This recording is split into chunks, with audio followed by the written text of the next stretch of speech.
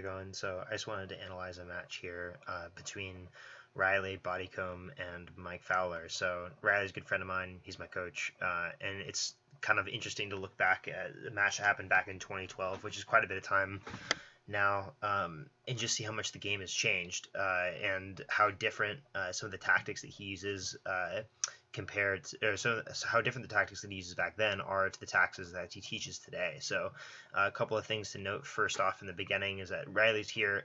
He's got his back facing us right now, but as he comes over to start the match, he's in a very low wrestling stance, right? And they're kind of both sitting in this kind of awkward low wrestling stance. And Mike Fowler here, his base is kind of his center of mass is kind of a little bit too far forward here. I'm not sure if I really did a great center of mass there, but it's definitely too far forward in comparison to where his feet are, right? So he's kind of leaning and putting his hands out. It's kind of an awkward wrestling stance and not one that I think is a really good idea. He's definitely not a wrestler by trade. He's more of a Brazilian Jiu-Jitsu specialist, but having that kind of long extension and having your chest too far forward here can oftentimes lead you to be exploited via a blast double that gets underneath your hips and then lifts you up, and it also makes it easier for people to snap you down.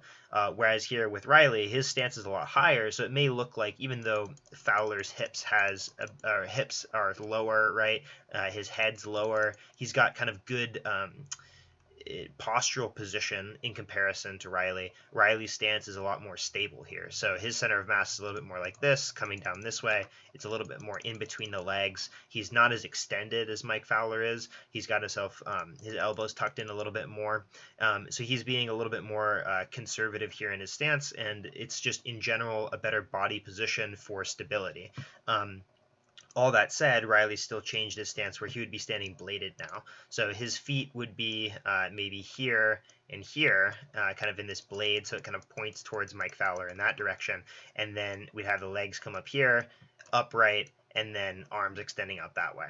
So, definitely change has been made in the stance and how he moves, but again, this stance is still better than kind of that leaning stance that Mike Fowler's using.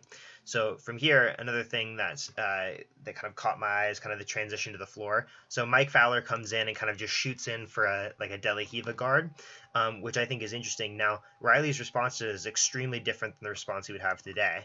So when Mike Fowler shoots in here, Riley is going to kind of walk backwards here, and you can see how Riley's feet get really close in comparison to his butt. So his butt's going backwards, and his feet are here, and he's kind of like dealing with the Mike Fowler grabbing onto his head with this arm at the same time. He would never have his feet super close together and forward like this anymore. Instead, he would have this foot back over here, so that we would have kind of a bladed stance still, right? And that would allow him to still utilize this lead arm to kind of pry Mike Fowler off, but it would not cause any problems with his balance, right? Which is something that he had an issue with here. He actually almost fell over during this guard pull, and with a bladed stance, he would not come anywhere near to getting knocked over with a guard pull like this anymore. So kind of an interesting spot there. He turns to this bladed stance now that they're on the floor, and this is kind of the origins of it, right? Is he's cool with using the bladed stance now once he's passing the guard, but he's translated that to having a standing bladed stance, which helps deal with all kinds of different takedown attempts while giving up the single. So it's, he allows people to take singles on him with a bladed stance, but basically can defend against all types of doubles, front headlocks, snap downs, all that kind of stuff. So kind of an interesting spot there. Now here, Mike Fowler is going to use a very old school tactic here of kind of coming up on a single leg, and he's going to start this by just wrapping the leg right here. You can see the wrap with the right arm, and then this is a perfect situation where Riley should just be shoving this arm forward and backstepping. This is something that he did to me repeatedly for a couple of years in the beginning of our training to get me to not put my foot here anymore, which was a habit that was kind of punched into me early on in my grappling career. So now this shin always goes on the other side of the leg. It would be here, and then it would go behind this leg here and then through that way. So that shin being there needs to be on the other side of the leg in order to avoid getting put in the saddle. And I'm not exactly sure why Riley did not transition with a back step into the saddle at this point, but I think it was mostly because it just wasn't a big part of his game yet at the moment.